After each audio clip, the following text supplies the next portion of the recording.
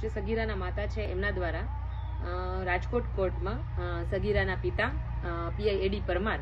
જયરાજસિંહ જાડેજા અને ગણેશ ગોંડલ વિરુદ્ધ પોક્સોની ફરિયાદ દાખલ કરી છે. એમાં આરોપ એવા છે કે જે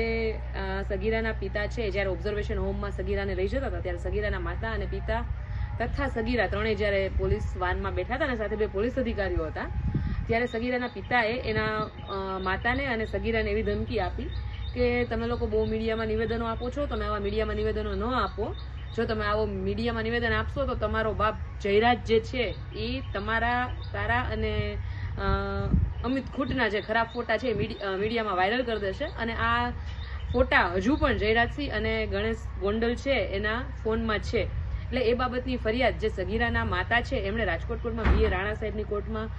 દાખલ કરેલી છે અને એની અંદર કોર્ટ દ્વારા એવો ઓર્ડર કરવામાં આવ્યો છે કે જે સગીરા છે એનું 164નું નિવેદન લેવામાં આવે, જે હાલ બીએનએસએસની કલમ 183 પ્રમાણેનું છે નિવેદન લેવામાં આવે એવી